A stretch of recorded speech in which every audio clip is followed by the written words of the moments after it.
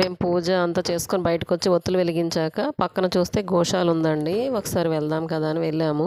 పచ్చగడ్డి అయిపోయిందని చెప్పారు. పచ్చగడ్డి తీసుకుందామంటే ఈ ఎండుగడ్డి పెడుతుంటే వీటికి పచ్చగడ్డి అలవాటు అయిపోయినట్టుంది. ఎండుగడ్డి పెడుతుంటే అస్సలు తినట్లేదండి. ఇంకా ఉలవలు అయితే అమ్ముతున్నారు. ఉడికించిన ఉలవలు అయితే చిన్న చిన్న కప్పుతో 20 రూపీస్ చొప్పున అమ్ముతున్నారండి. అవైతే ఒక 2 కప్పులు తీసుకొని మా బాబు అయితే పెట్టాడు. అవైతే ఏకంగా కప్పుతోనే మింగేసాయండి. మరి దానికి ఆకులు మింగిస్తే ఏమవుతాయో అవో తెలియదు కానీ నిజంగా నేనైతే ఆకులు కూడా మింగేయడం ఫస్ట్ టైం చూసాను.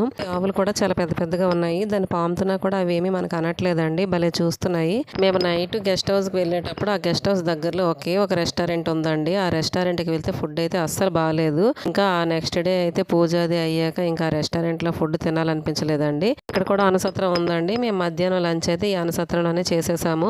నిజంగా ఫుడ్ అయితే చాలా బాగుందండి. ఏదైనా దేవుడి సన్నిధిలో తినే భోజనం అయితే చాలా బాగుంటుంది కదా. ఇంకా మేమైతే ఇంకా కిందకైతే స్టార్ట్ అయిపోయామండి. ఇది వెళ్ళే దారి ఒకవైపు, వచ్చే దారి ఒకవైపు అనుకుంటా. ఇటు నుంచి వచ్చే వెహికల్స్ అయితే ఏమీ కనిపించట్లేదు. ఇక్కడ పక్కన వ్యూ అయితే భలే ఉందండి. ఇది రివరో లేకపోతే లేకో నాకు తెలియదు కానీ నిజంగా లొకేషన్ అయితే భలే ఉంది. కిందన కూడా హోటల్స్, రెస్టారెంట్లు ఉన్నాయి. వచ్చేటప్పుడు చాలా మంది అయితే ఆగి అక్కడ తింటున్నారు. మేమైతే లొకేషన్ వెదరు రెండు బాగున్నాయి కదా అని అక్కడే కాసేపు ఆగి అయితే బయలుదేరామండి.